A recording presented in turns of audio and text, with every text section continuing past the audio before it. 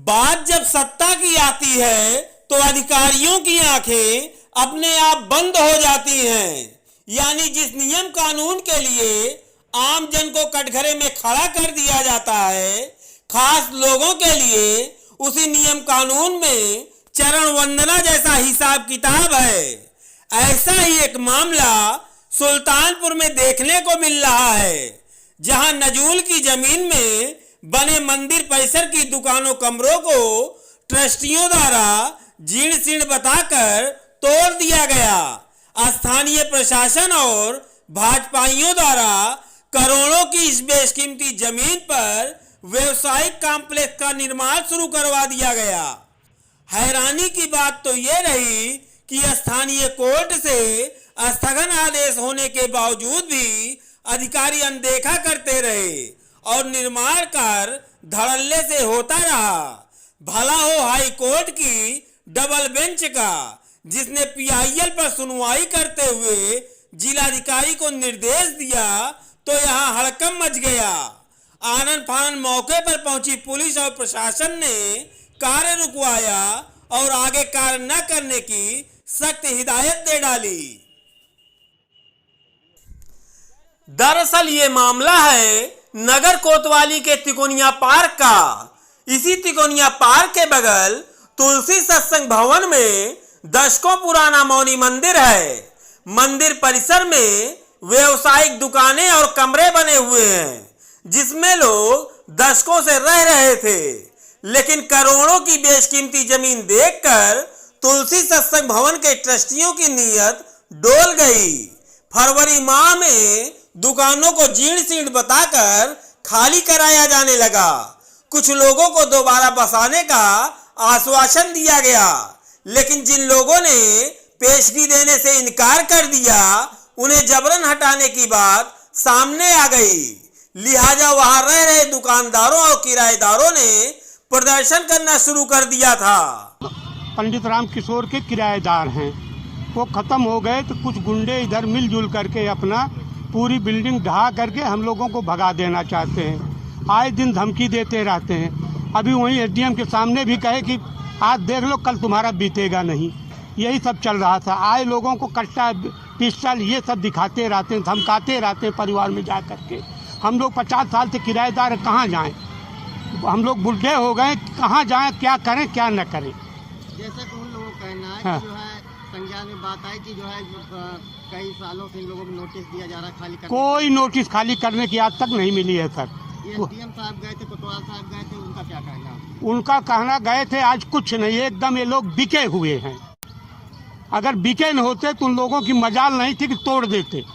किसी के मकान तोड़ना, किसी के घर तोड़ा। एडीएम साहब कह रहे हैं अब तक आप लोगों ने स्टे क्यों नहीं लिया? की जमीन है हाँ? और नजूल की जमीन है, ये क्या हक है बेचने? कोई बेचना भी चाहे तो कैसे बेचेगा? और फ्री होल्ड तक नहीं है जमीन। और कोई लिख करके देना चाहे किसी को तो उसको कोई अधिकार नहीं है सर।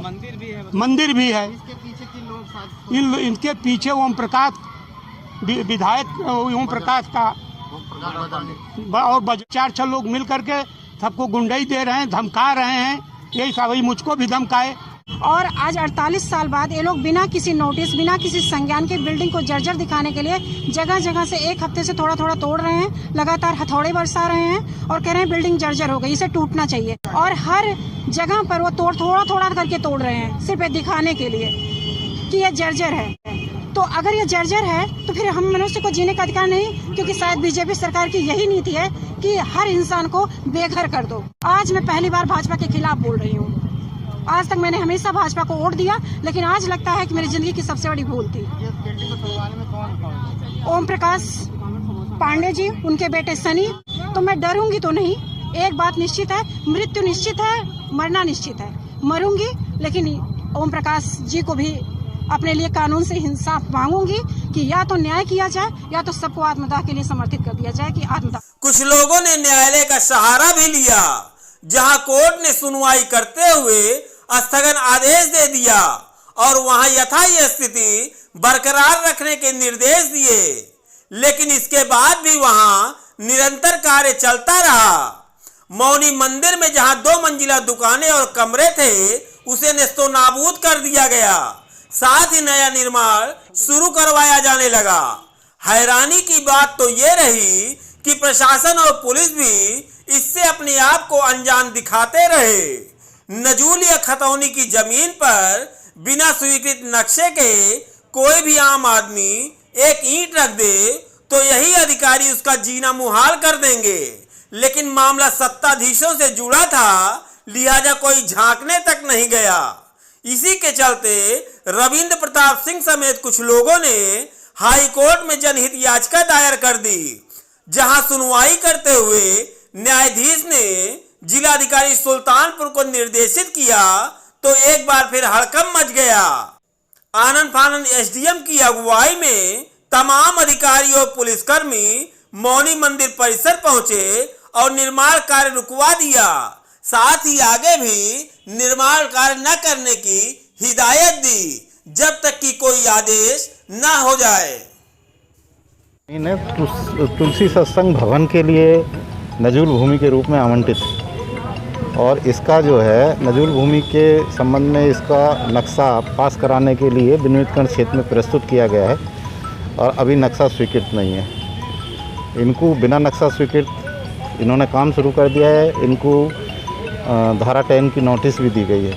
इसके अतिरिक्त इस पर जो है कुछ यहाँ पे पहले दुकानें थी, वो दुकानदार इनसे नाराज़ थे तो वो लोग सिविल कोर्ट गए। सिविल कोर्ट ने भी फरवरी के महीने में इस पर स्टे किया है।